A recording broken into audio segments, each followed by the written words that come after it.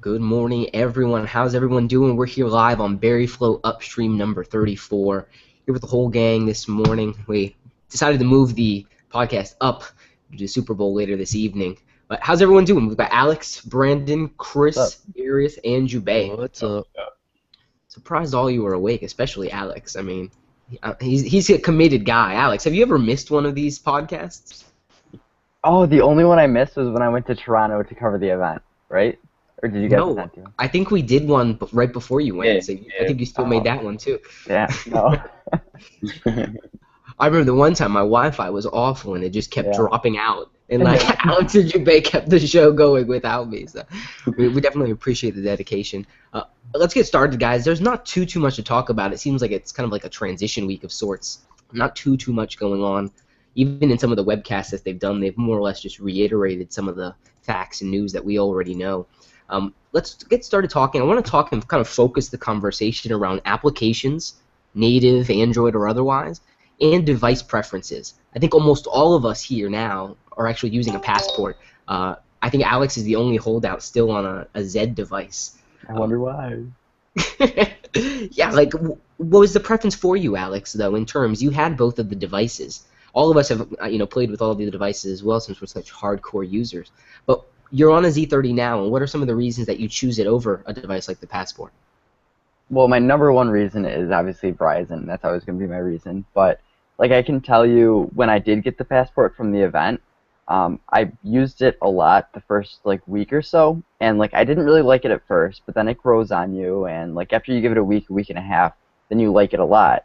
But then I realized that I was really just using it like I never wanted to flip over my BBM and stuff because it's kind of a pain to switch between BBM if I can only use the passport on Wi-Fi.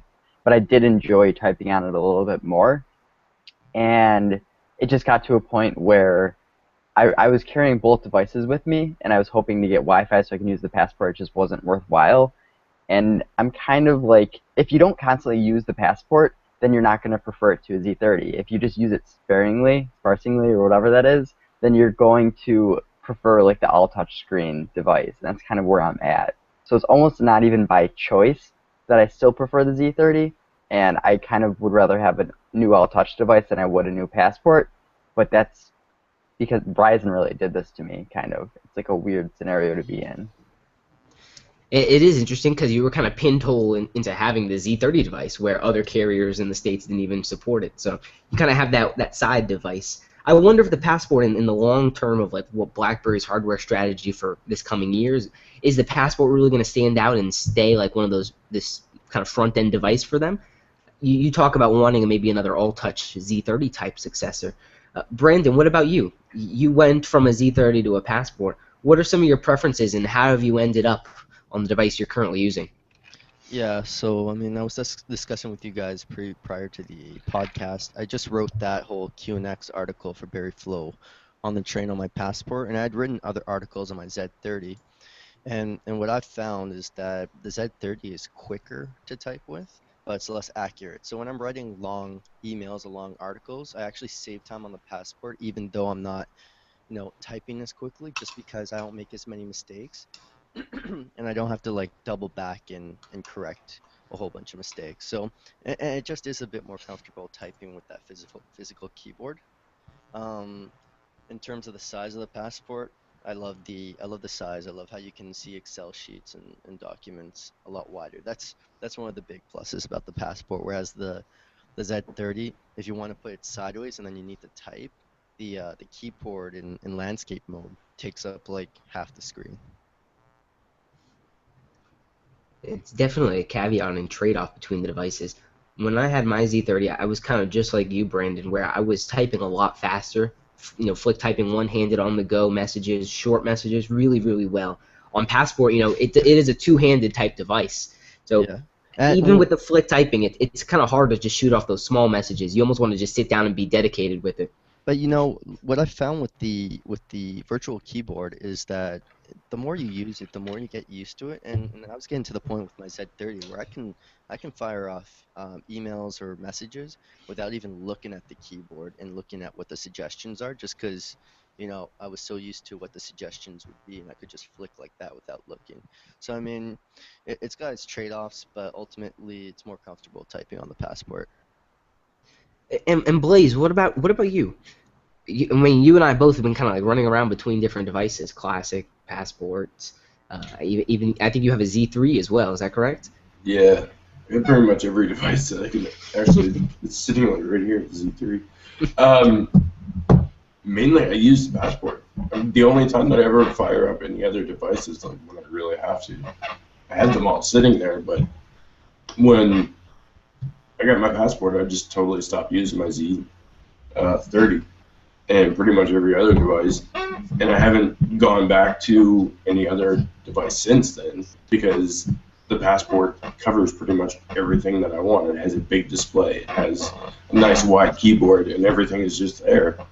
I mean, when the Z30 came out, I probably ranted for quite a long time about how much that I loved the Z30 and that it was going to be my favorite device because this was the device that I was wanting and hoping that BlackBerry would build. Turns out that wasn't what I really wanted at all. What I really wanted was actually the Passport. I thought that I wanted a big display, all touchscreen device, but I didn't.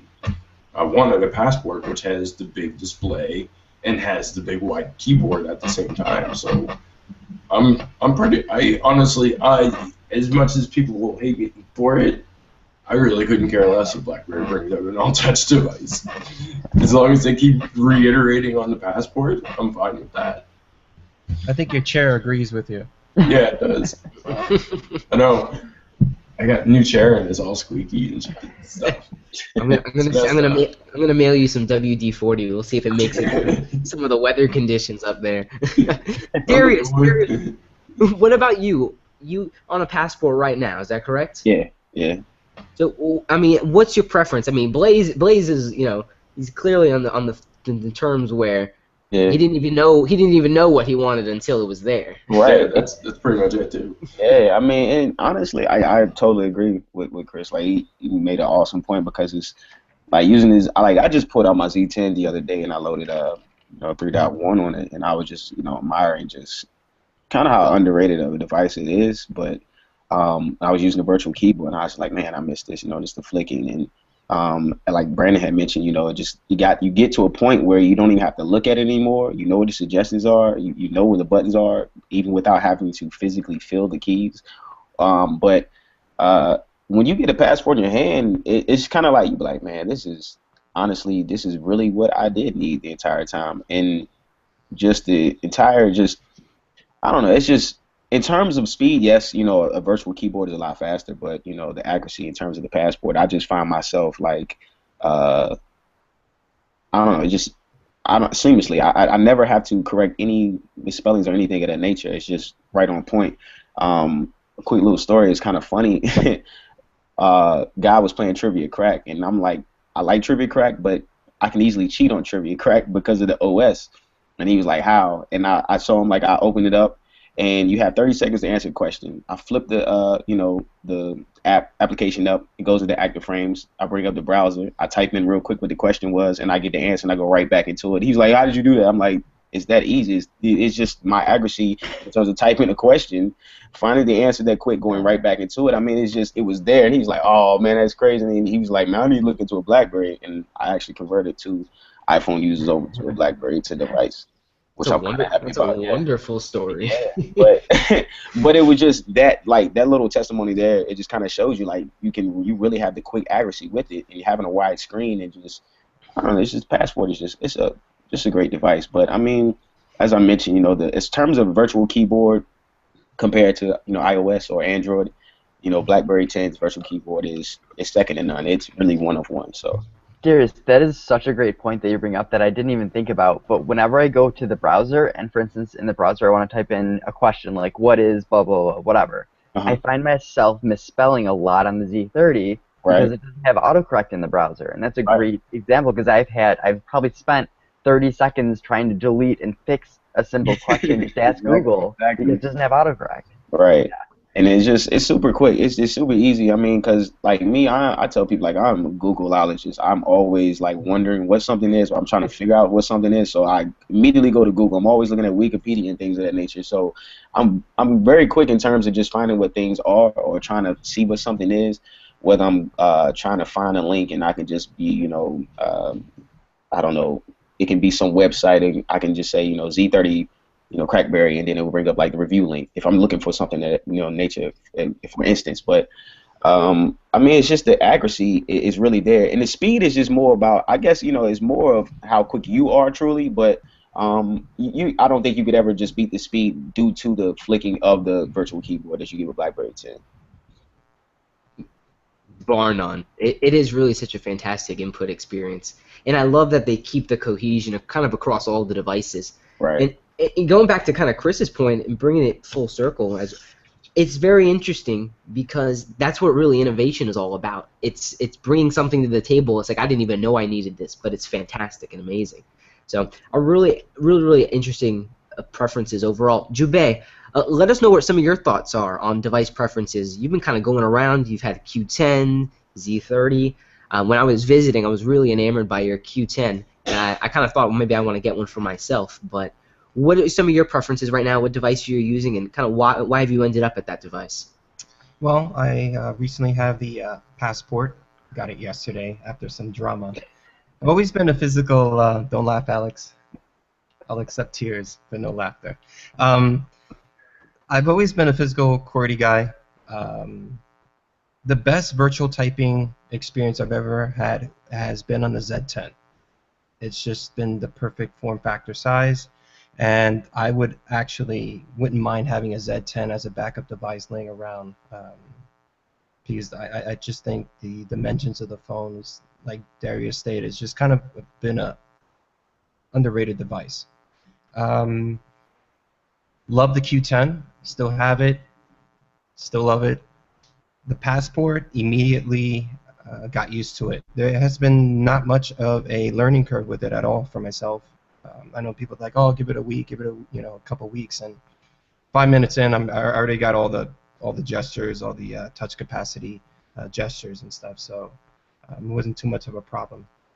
Love the Passport, kind of like with Chris in terms of you're kind of really happy of the innovation, because most people wouldn't have assumed a device like this would have been a great marriage between a physical QWERTY and a great large display. I did not like my typing experience on the Z30. It's just when I held it with one hand, trying to reach over, to get the full virtual keyboard. If it wasn't for the flicking, I wouldn't have liked it at all. But the flicking is pretty much the thing that saves the typing experience, input experience overall. But virtual keyboard would go to the Z10 for me, and still love the Q10, and absolutely love the Passport. Hands down, the best device I've ever owned. You picked the Z10 for... God, every time I look at the Z10, I'm like, what? I can't see it at all. Like, everything looks so small and narrow. Well, it's ridiculous. This is the thing. A lot of people, I guess we're in that generation where everything's getting bigger. Because remember, back in the early 2000s, everything was small. Because size nano, everything was mini. So for me, I enjoy the large size of the Passport because it works in that form factor. But 9 out of 10 times, I'm always going to go for the smaller device. I love portability. I love mobility. I love throwing it in a pocket. I don't like carrying large electronic anything. So, yeah, Z10 and Q10. It's funny when I remember my mother's first cell phone back in like the 90s. It was like probably around like just as wide as the Passport is now, just not as thick. But I mean, like, it's almost kind of like we're going backwards in time in that sense, but at the same time we're getting a lot more for it, right? So Yeah. it's funny. Because people didn't really have any trouble having like carrying a huge box in their car for like a cell phone service in their car, right? Yeah. Got them bag phones. Yeah. Weighs 100 pounds. Deadlifting my phone. Pretty sure my mother used to date a drug dealer with those.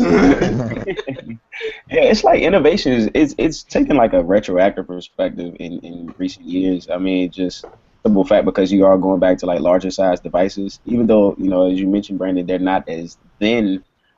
With their the devices now are thinner opposed to what they were back then. But I don't know, I think it's just people better interact with a larger display, and I think that's simply what it is, and that's what draws people to larger devices because they just simply react better and faster with the larger display. As Jubei had mentioned, that's one of the things that I don't forget about the Z10 is the size of it is perfect. In terms of then it's the weight and just the height of the device. Lengthwise it's fits perfect. It's right there when you need it.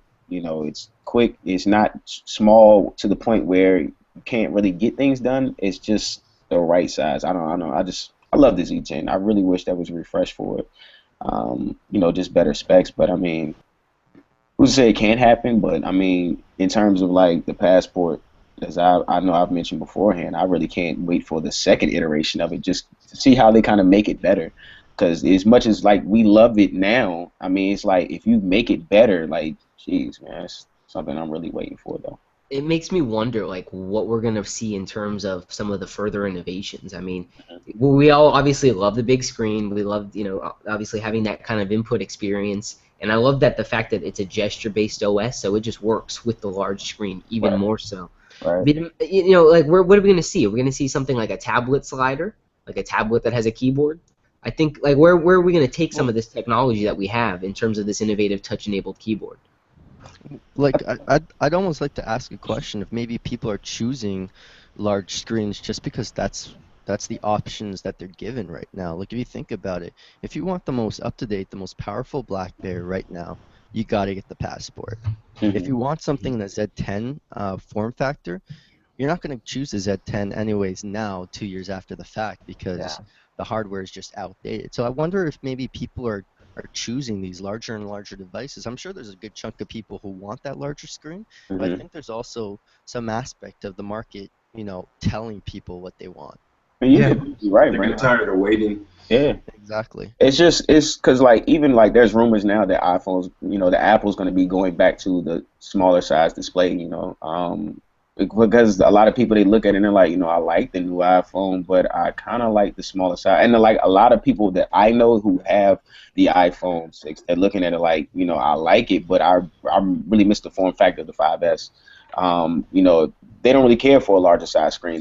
They just wanted better specs, better resolution in terms of the screen, faster processor, and so on and so forth. And I mean, I totally understand, but you make a great point, Brandon. It's like you don't have a lot of options out there, but because initially companies look at it and they're like, well, people like these big devices, so let's keep making them.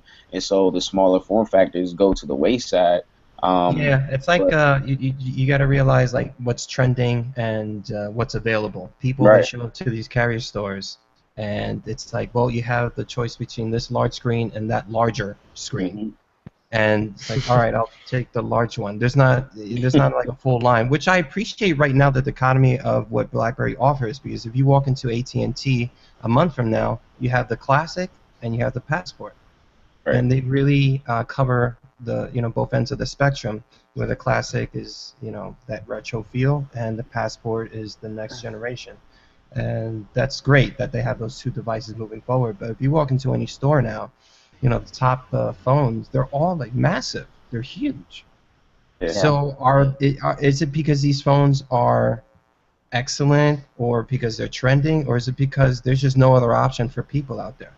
Well, that kind of question is like innovation as well, because you look at it as like, is innovation going to move in terms of technology, or is it going to move in terms of form factor? Like with the Passport, it wasn't necessarily, I mean, the technology, the innovation was with the capacitive keyboard, but the true innovation was of the width of the device that people really just overlook. So it's like, will the innovation start moving back towards smaller size form factors?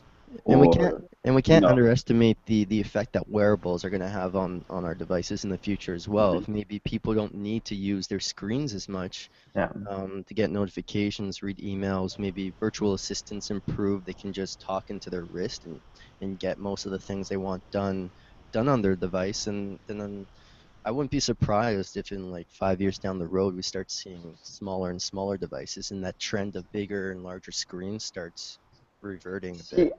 I feel like that would be the reverse because like people, if they can use their wrist, their watch to be doing a lot of the basic things, then when they do pull out their phone, they would rather use it more like a tablet. They would rather it be bigger. So in my opinion, I feel like that would actually make people want larger devices, not smaller ones. They just wouldn't be pulling their phone out as much.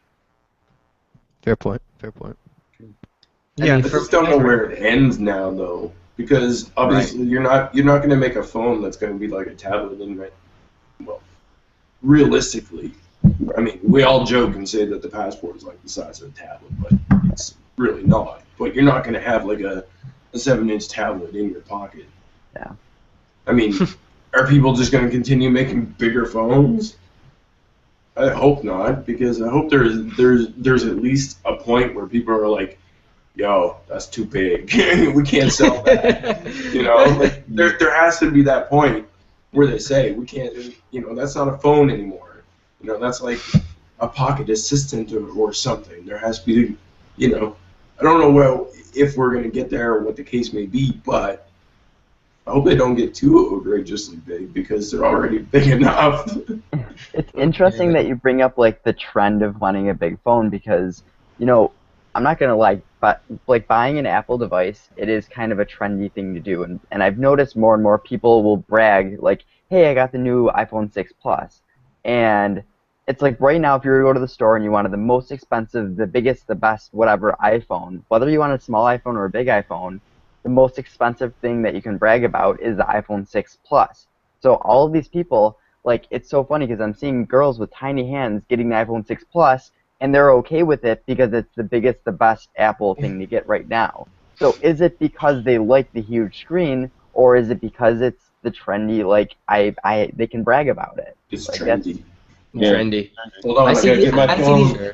these. Yo. I actually there's somebody at work who he got the 6 Plus the first day it came out, and within a month he like switched back to the 6 because he's like, yeah, I just wanted to get the 6 Plus because it was so like it was Hard to get. the new one, and it was like, yeah, it was the thing Yeah. everybody was like looking forward to. The 6 was kind of just there, and he's like, but in terms of like the functionality and like ergonomically like sticking it in my pocket and stuff, it's just I need the 6 because James, you were here in New York, so you know that when I walk the streets, the enormity of people and their devices always on there, always it's just constant.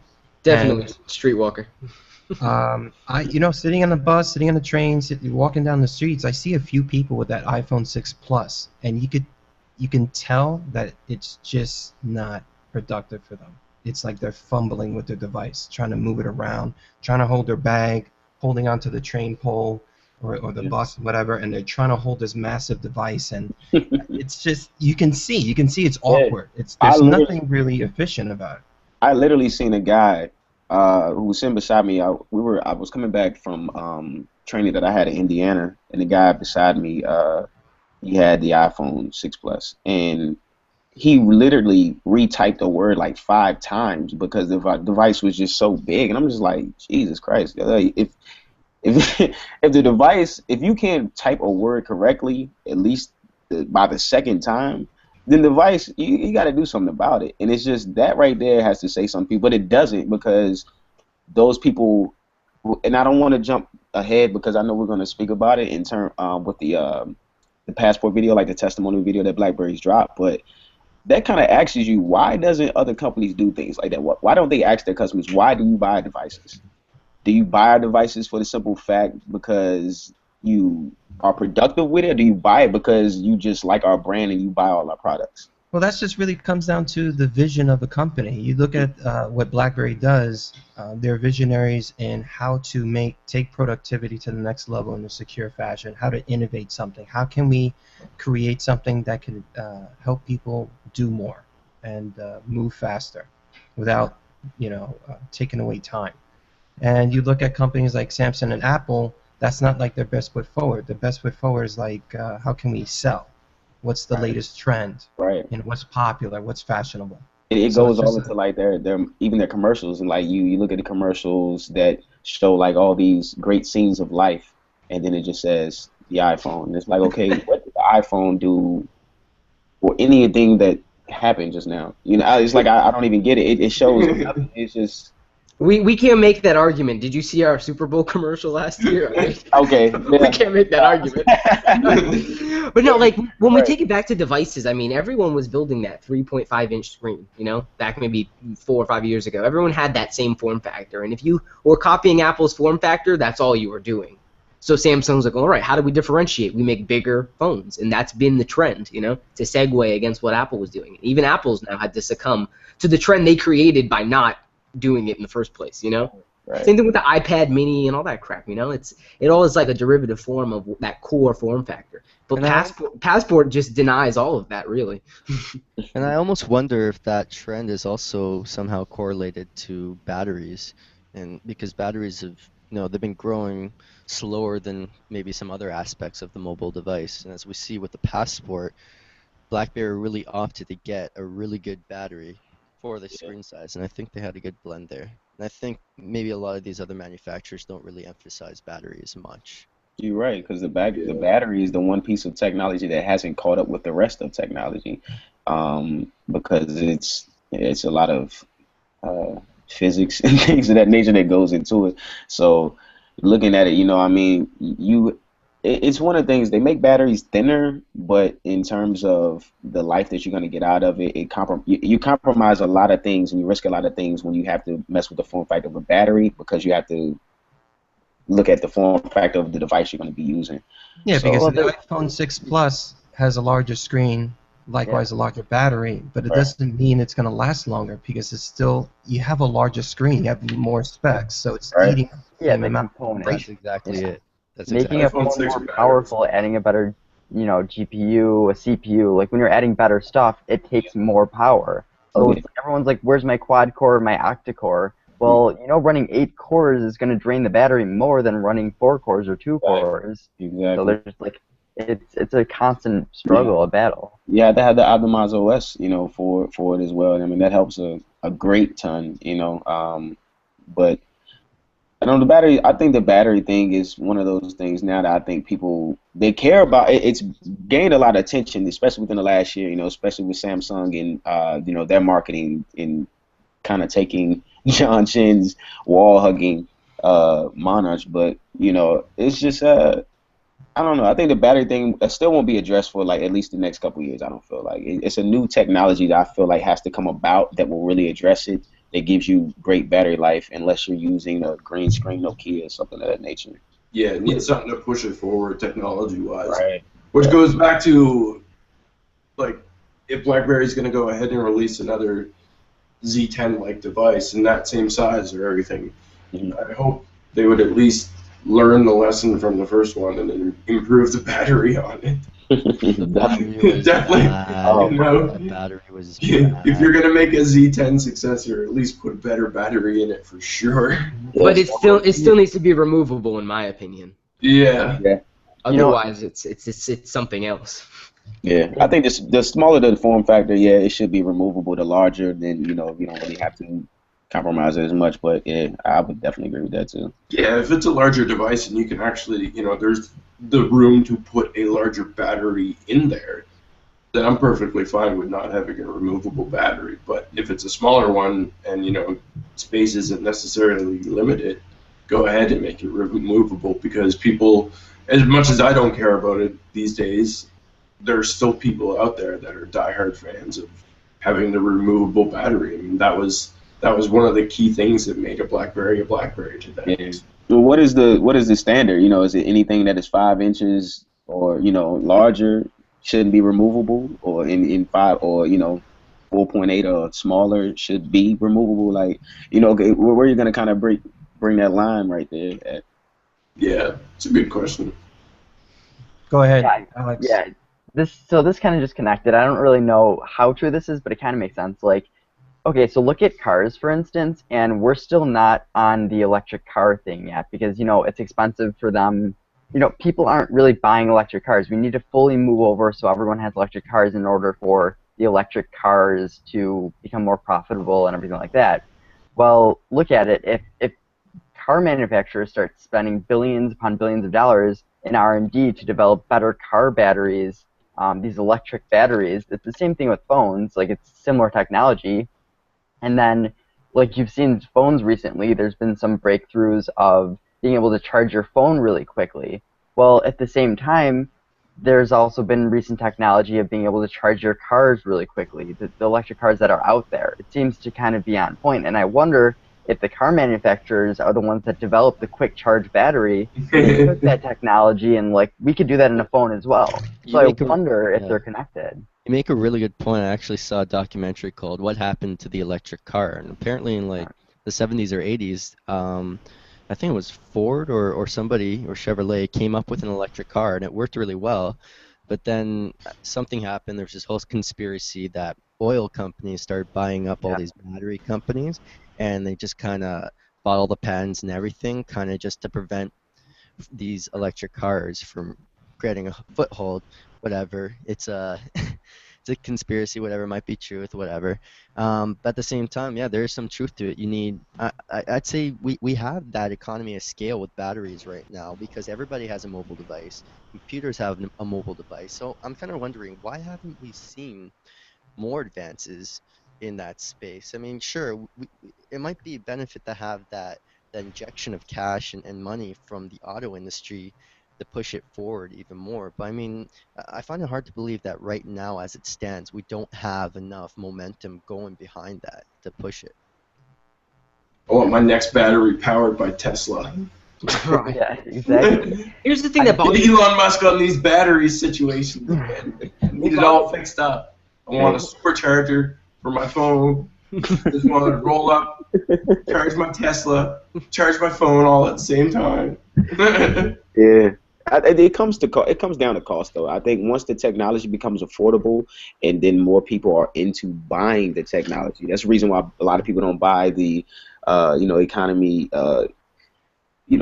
driven vehicles, like because it's not really affordable. They give you these huge rebates because when you purchase the vehicle, but purchasing the car, it's like, okay, I can spend $30,000 and get this vehicle that's much larger, runs on gasoline, has more features, opposed to this smaller vehicle that I can get a 5,000 miles to the gallon, but it has less features, but it costs so much because of the technology used to use this vehicle or drive the vehicle, make it efficient. That's all. Yo, what car's getting 5,000 miles? No, I'm just just just for example. Works for the army. Maybe he knows things we don't. Nah, no. I mean, it's just like, would you rather buy spend $30,000 on the new Hyundai Genesis or buy the Chevrolet Volt for $30,000? That's like the same rudimentary argument as like, do I want to buy a BlackBerry Passport or an iPhone 6 Plus? But it's just like it comes down to that, and it's affordability. It's not affordable yet. Once the technology becomes affordable, we'll begin to see it more, and people will buy into it. But it's just not affordable yet. But there's also like the patents in there. Like honestly, I think the largest thing keeping batteries from also being more developed is every time someone comes out with the technology, like the quick charging battery or whatever it is, they patent it. So what does that do? No one else can use that technology. They can't expand upon it. They have to figure out a different way to accomplish the same thing than patent it. Like, patents are really screwing us over from adapting quickly. And I've been seeing, and I've been hearing a lot more that newer businesses are actually not patenting things. Like, they actually are open sourcing things because the way they see it is if they're first in the market and they do it the best, then they want the rest of the market to get there. Just like Tesla, they open sourced a lot of their patents because they realize we're the best in the market for this, but the market's not at this place yet to buy our electric cars. So the way to get that is to open source this. We need to get everything to the level where people are buying electric cars, and then we can grow because we're already on top. Exactly. Really interesting. And what we're talking about here is a fundamental shift in the way cars are manufactured and how we consume energy for automobiles. And you can't get that fundamental shift just by one force going behind it. You need to open source it so that Yeah. multiple stakeholders can get hold of that technology and push it forward as a united force. Allow the industry to evolve and create that competition among the same technology. This is And then start patenting it, right? So that everybody can be rich. patent it after the fact. Once the whole market is there. Yeah. Once we get everybody on board, we're gonna patent everything. So I want to talk. We talked about devices and preferences and some of the technology behind those devices, but let's talk about applications. We have Insta10, Follow Mail, Sketchbook got an update, Home Screen Plus got an update, and I believe Brandon's application CloudMix got a beta update as well. So Brandon builds apps? Had no idea. I know. Every time I see his name, I'm like, guys, don't we know Brandon? Is that our Brandon? Is that? No. But, it's really cool. I think that native developers are still behind this platform. I like looking in the span of 2 years, and that we still have top developers continuing to turn out applications, especially applications like Sketchbook, which are just gorgeous. You know, unparalleled experiences, really. Brandon, tell us a little bit about CloudMix, what you're trying to do with it in its beta form, and where you're trying to take it. So, coming from the perspective of a DJ, the two main sites for uploading your mixes or for discovering new music and mixes, in my view, based on my experience DJing, is that it's Mixcloud and SoundCloud.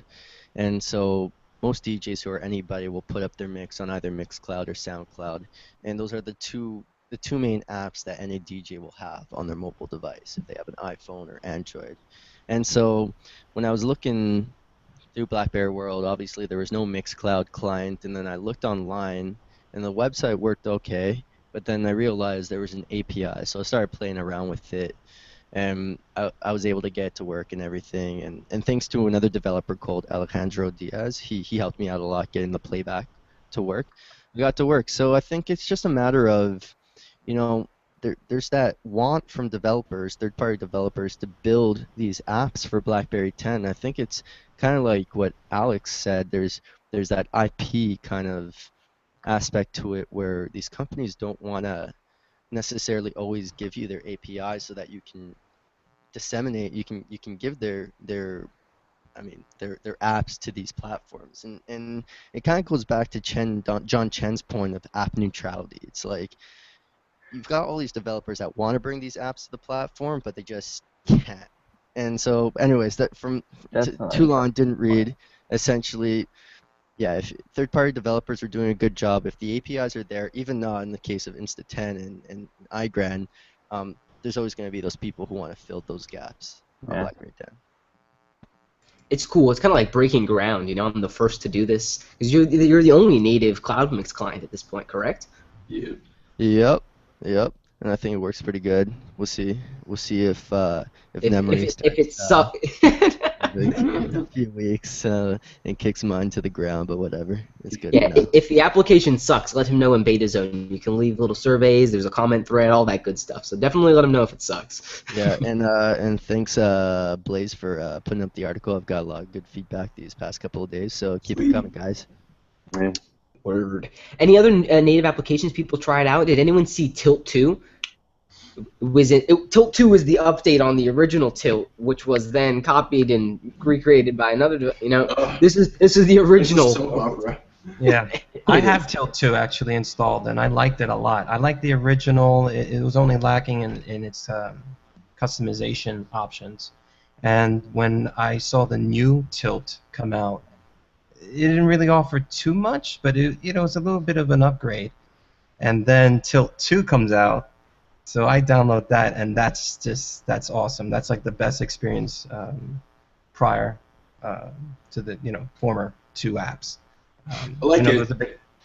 I like it, but I just wish that it was a little bit more customizable, like, because there's obviously stuff that's pre-aligned in there that I have absolutely no interest in, right? Yeah, that's the only. I wish I can actually tweak some of the RSS information there more, because it seems to just on default be on Yahoo. I never do anything with Yahoo. I'm not an investor, so the stocks I mean, that's a cool update, cool bar to have, but I don't really. It'd be nice to kind of create your own bar and throw in whatever app you would like in that bar to be Yeah, updated. and to be able to move them around too, like based on importance, because Yeah, you can move them around now. It's just the way you move them around now is a little annoying because you got to give it high priority or low priority, and you got to kind of like a mini game in there trying to get the right order in place. But it still leaps ahead of what they had initially for so long. How long would that Tilt app was out before we saw I think it was like for at least a year, and it was based off of a developer thing anyway. A developer sample was what it was until it got expanded upon. Actually, Toby, who's also in our BerryFlow team, just put out another update to his application hub browser. And now you've got a time lock feature, so you can actually lock the hub browser asset on the OS, which is pretty cool. Nice. It's just cool. Again, native developers have not yet given up on this platform. There's some building Trello applications right now, and as well, there's a really cool application, Only Screenshots by Cubo. I love that app. I don't know what he's doing to actually pull that specific folder. I'd love to know his little secret. Because it's such a simple application, but how do you actually tag those images as Yeah.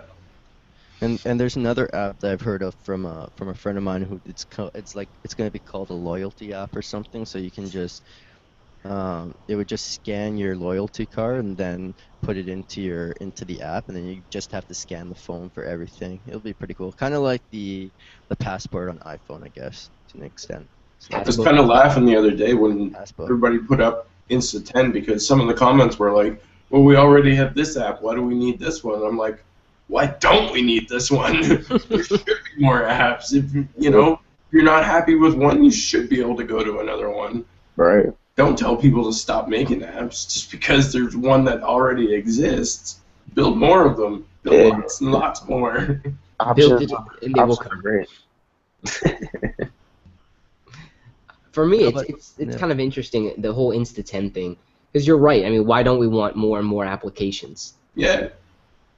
So it's impressive because as we know that the developer relations is more focused on enterprise app, and we're still seeing these consumer apps just because there is that support from the developer community. So it's always good to see. And I think maybe that was the plan all along. They knew they had this strong developer, these hardcore developers there that are gonna continue developing apps, and who knows? Yeah. Almost all of those hardcore developers are in this video chat right now. All two of them. No. Hopefully the developers out there know I'm kidding. Speaking of developers, it looks like the BlackBerry developers over at BBM gave us an update finally to our native BBM client. So it is available in beta zone right now. It's brought two things. You can share multiple pictures from the Pictures application into a BBM contact. Yeah. And as well, BBM has landscape support now. And it had it before a couple beta updates ago, and they said it ruined the flow, and now they brought it back. I'm glad it's here. Now we're on par with iPhone BBM. I wonder how that works. Is that obviously that's not going to work on the Passport. I don't have the beta, so. It does actually. But it does. It uselessly does work. I don't know why. That's kind of silly. It's super silly, but at the same point, it's like I can do it. It's something you couldn't do on another Q device. Some people said they like that you can turn it sideways now and scroll up and down. Scroll up and down. You have more area to scroll up and down on the. But that's keyboard. it. I mean, it's not like super serious. Well, but no, look at channels. Like channels would be more useful than scrolling up and down through your BBM contact. If someone's relaxing with their cup of joe. In channels. It's pretty cool. This is what channels looks like when it's all like just 4 strings all on one page. That's pretty cool. Oh, that's interesting. Yeah. Oh, yeah, Alex. I see where you're going with this. All right. Not too bad. I can appreciate that. But still, why give it to us, take it away, then give it back? And that's kind of what I'm concerned about. Yeah. Well, because they seen the outrage that happened when they put it on the iPhone. You think the outrage dirty mad flashback or something? Yeah. People were dirty mad when it got on iPhone and it wasn't on BlackBerry, so they're like, maybe we should probably put that back in. It's interesting that BlackBerry would put out an announcement regarding these 2 features on Yeah. the beta. Like, was there like a massive demand, for them to come out and say, "Oh, we got these 2 features"? Was there like a craze for it? I think it was just to stop the outcry of people bitching about, iPhones got this update with landscape support, and we don't even have that. So that's probably the only reason that was put out there, because this update was really not much of anything. Because The, I am devel- really the developers looking for- probably looked at each other and they're like, "Wait, I thought landscape was in there already." And like, no. No, we took it out a few months Oh ago. shit! Like you didn't do it? Oh, They're like, "Why'd you take that out?" I thought you guys killed it. I didn't know. Yeah. I cannot wait for the roadmap for BBM to come out. I cannot wait. I can't wait to start paying for BBM. I'm excited. I want BBM Premium to stand up to, I guess, the expectation I have of it. WhatsApp is now getting calls, and a lot of these other messaging platforms are literally taking individual features that BBM has had for years and kind of just rehashing them. I gotta look into it. I might ask Blaze for some help with this. But if memory serves, BBM came out 10 years ago. This year, didn't it come out in 2005? Like, it came out internally, and then they actually did official launch of it. But it was an official client internally, I believe, in 2005. Yeah, I'm pretty sure you're right. A decade of BBM. So maybe we could do a collaborative article or something to that nature talking about BBM. I'm sorry, James. Did you say something of that nature? Yes. That's Darius' line. No, Darius You says said- things of that nature. Oh, that's true. That's true. We're talking about BBM, BlackBerry, and things of that nature today. Yeah, it goes in. You got to put it in there sometimes, So I got a question for you guys. This is a poll on Crackberry as well. Case or caseless? How you rocking your device? Is it as naked as the day it was born, or have you slapped some clothes on it and asked it to mature? I like that poll. I really do because pause. Let me throw a pause in because that didn't sound right when I said I like that poll. I like the voting scheme there. No, because before I had my passport, I never used the case. I had cases for my phones, but I never used them until I had the passport. Until I got the passport, and I use the hard shell case now, and I love it. Like, I do not like taking it off of my phone as much as I love just the feel of the passport itself. The hard shell case is just, I think it's like one of the greatest cases out there. Like, honestly, I love it. Yo, excuse my language, but fuck the hard case. Look at my hard case right now. What's missing from my hard case? And I Take said a that good look at it. mine came out, but I put it back in there. All right, it came out. That's what he said. I got it back in there, man. But yeah, That's what he said. yeah.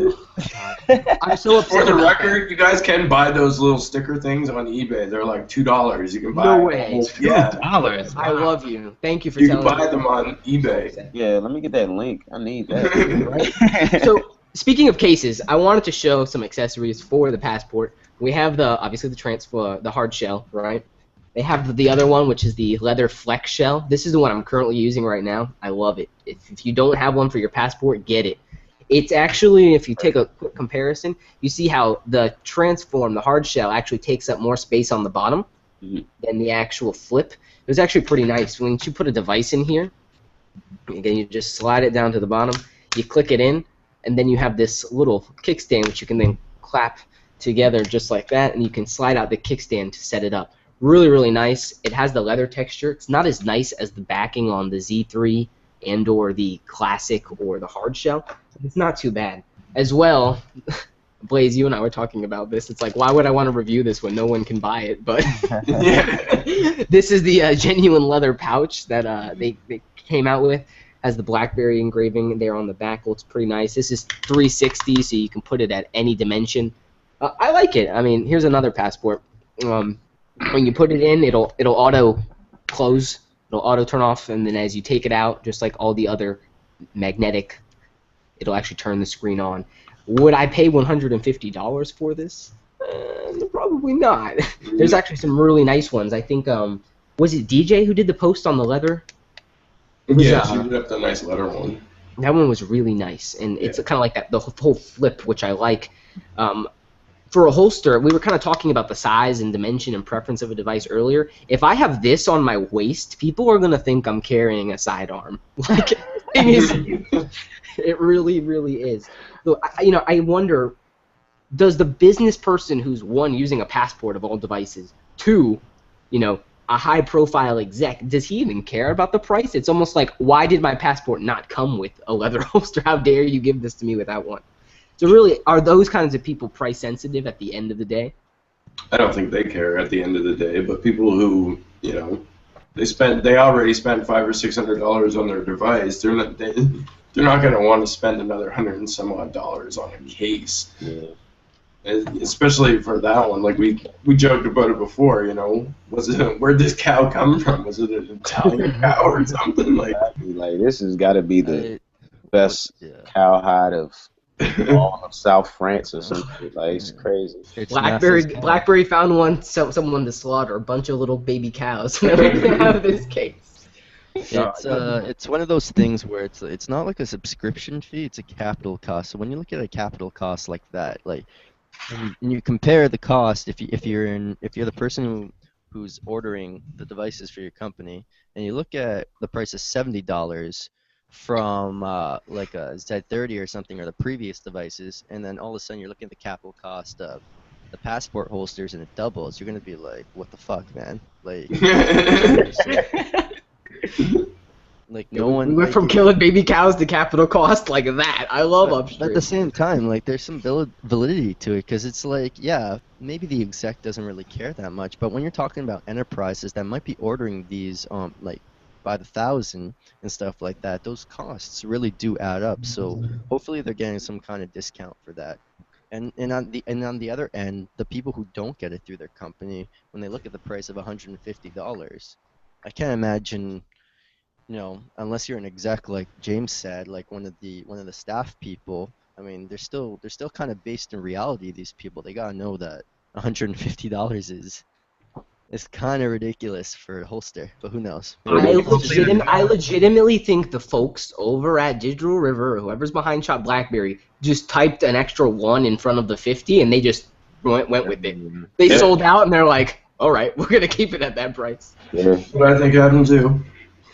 Because there's no way that was the original price, because the big debate over it, when it actually, it kind of leaked out because the picture showed up before everything else, and the pricing was at the bottom.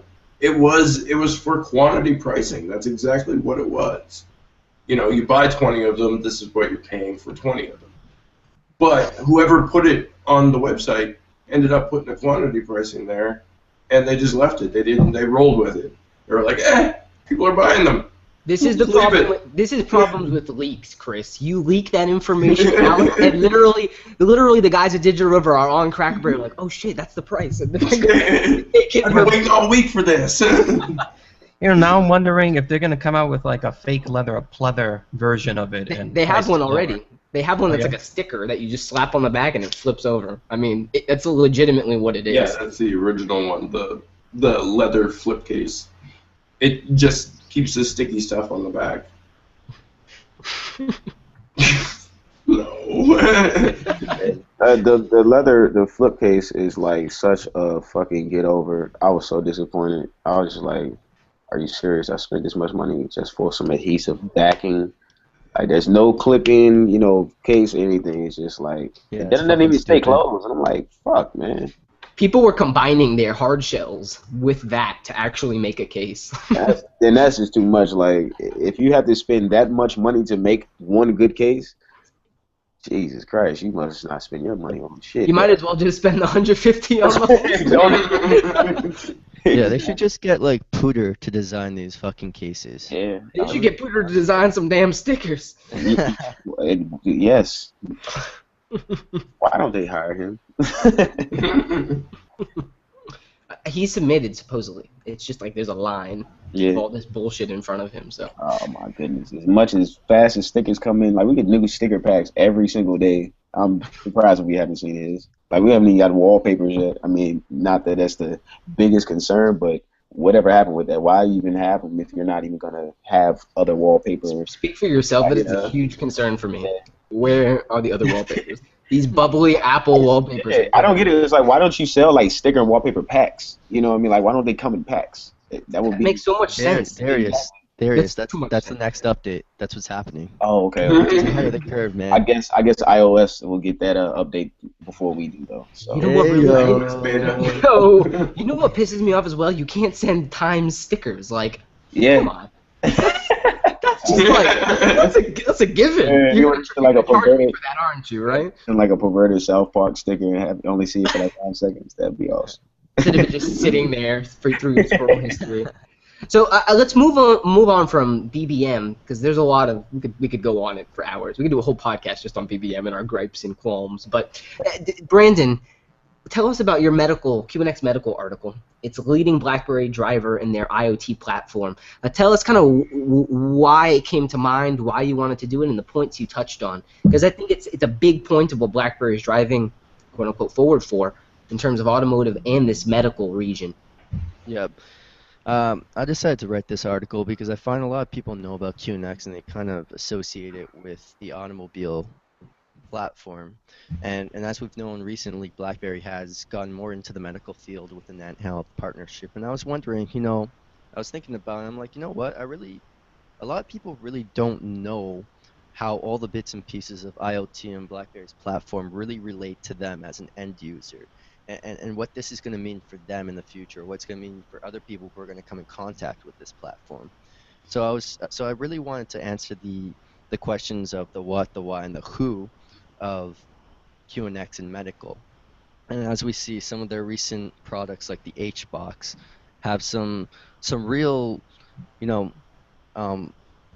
some real benefits to people, to the end user, in the aspect that it would be collecting data from them and passing it on to doctors so that doctors can kind of analyze the data after.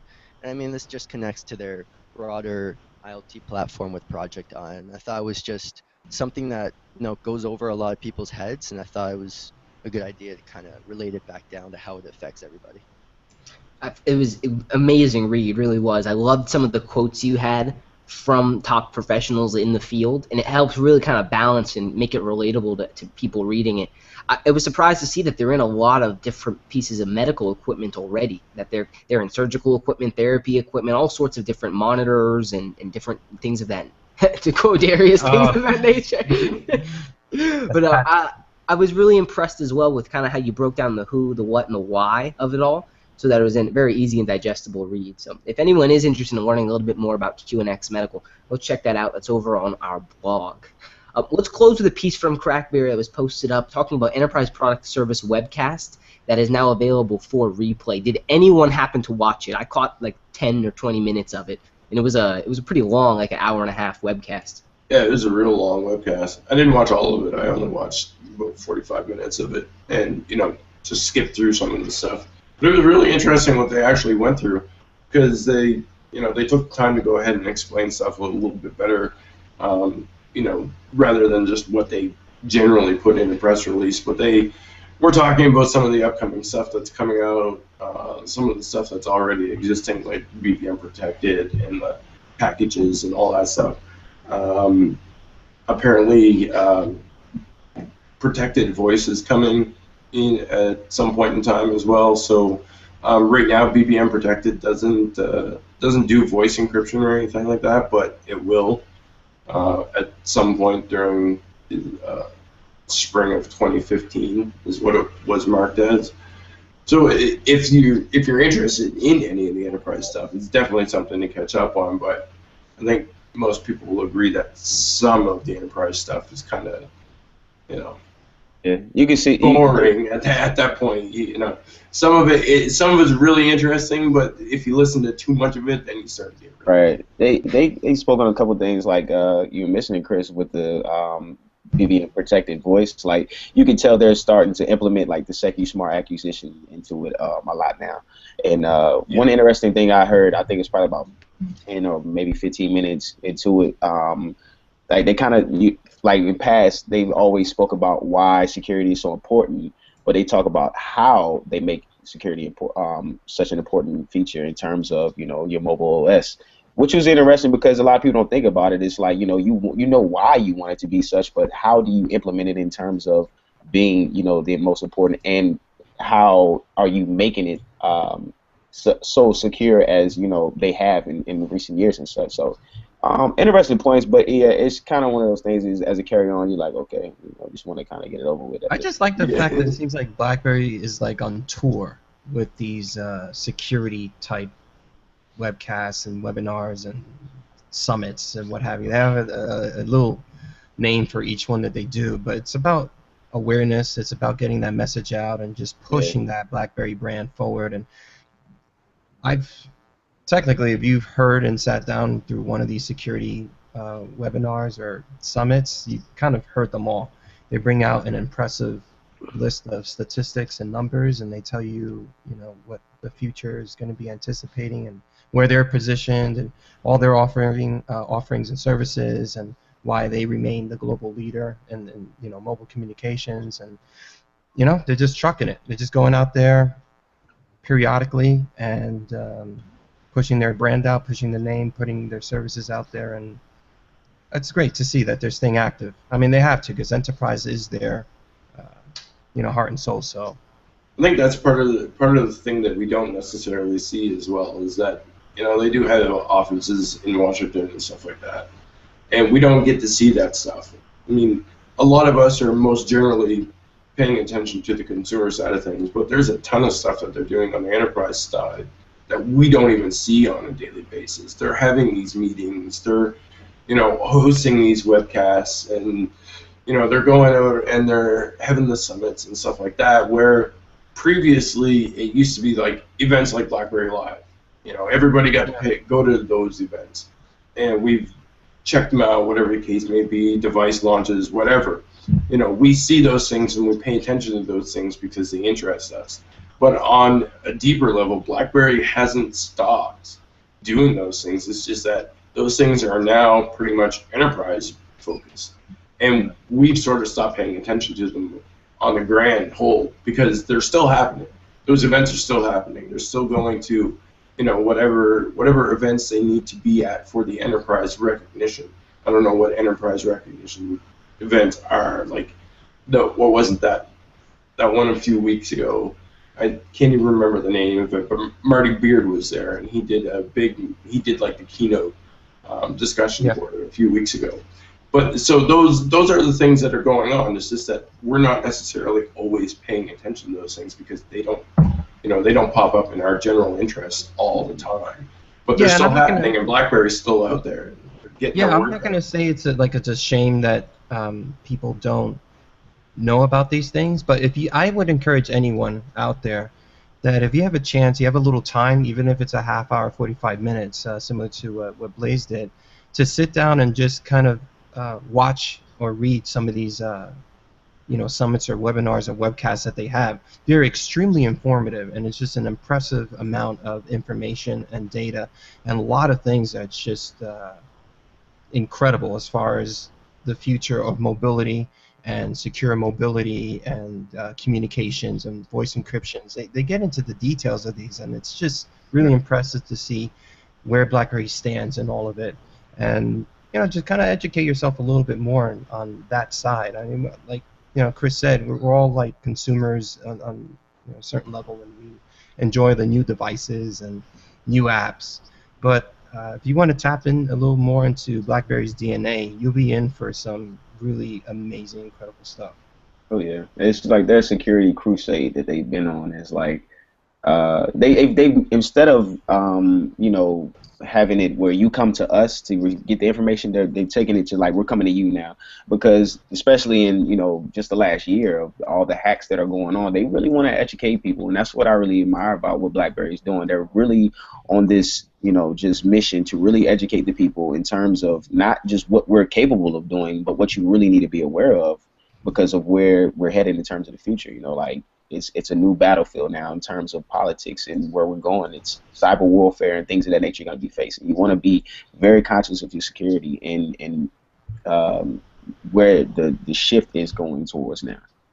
Absolutely. I mean, a lot of the risks that these different companies are encountering are risks that are self-imposed by not covering some of the bases that need to be covered in terms of a true end-to-end secure solution. And it's really hard to explain to people that BlackBerry is the only company with an end-to-end model that covers the device, the software, the services, the infrastructure, and everything in between. And that is really what their bread and butter is. That they don't piecemeal these things together or slapstick it on at the end. That it is a cohesive, full platform of enterprise mobility.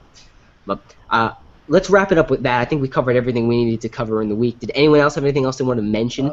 And could I just mention mention one last thing on that? How you were talking about BlackBerry is really kind of an entire, spectrum of devices, OS and everything. And I think what's really cool with IoT and BlackBerry's IoT platform is that it's really traditionally it has been companies have been focusing on devices and OS is kind of in a closed system, kind of like how Apple does it. And I think what's really interesting about BlackBerry and what they're trying to do is they're really trying to bring that integration between different machines everywhere. And it's not kind of that closed system. It's really focusing on that security between a whole bunch of different devices and different places and different functionalities. Couldn't have put it better myself.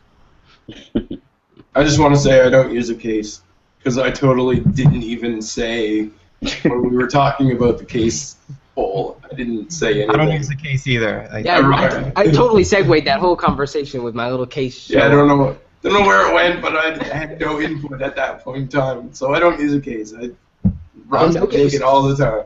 I was actually surprised that no case beat out case in that poll because I was expecting the devoted Crackberry followers would be, very very concerned about their devices, very case oriented. I think it comes down to the type of device you use, though. I think that's when you're going to look at those voters, it depends on the device they're using. I think if a lot of the people that may have voted could have been owners of like Z10s and Z30s and Q10s.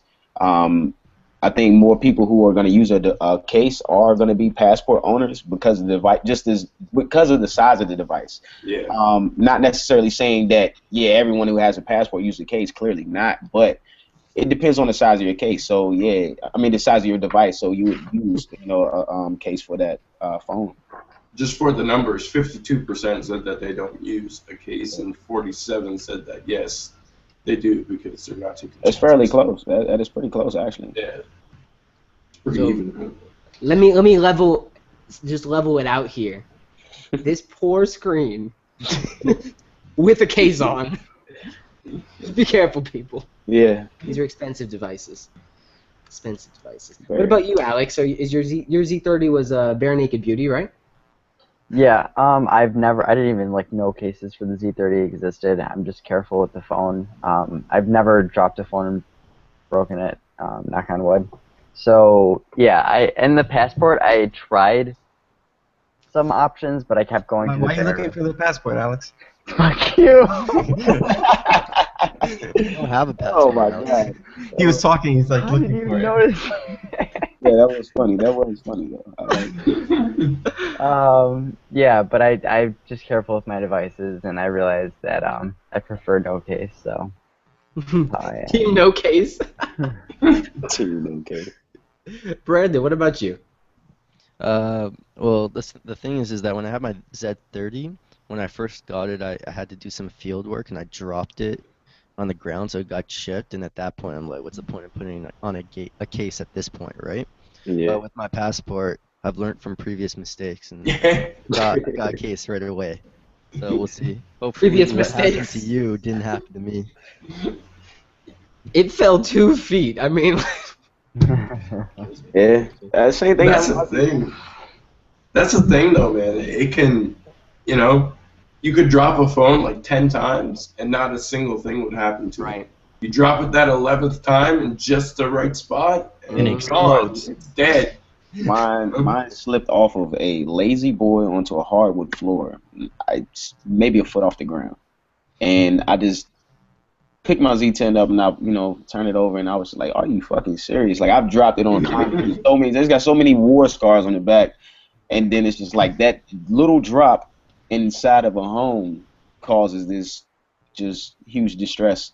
So I had my entire screen replaced, and it was like having a brand new device all over again. So But yeah, as soon as I got my passport, I had got the was the Amzer gel case. I think that's how you pronounce it, Amzer or something like that. But Yeah. that's a pretty great case. Pretty good case too. I like that case for my passport. But the hard shell is just it does it for me. And Jubei, are you rocking anything? Yours is Bear. All my devices have always been bare, except for legacy devices. They've always had cases. I never had cases for my legacy devices. The legacy devices, they just felt so Of all good. devices, I never had any of those on those. Yeah. Because those were tough. Oh You yeah. could throw them on the table and whatever. What? Nothing happened to them. Well, I really appreciate having everyone on. Always a good mix of insights and opinions. We'll see you guys next Sunday for BerryFlow Upstream number 35. Everyone take care. Take care. Later. Bye. Peace.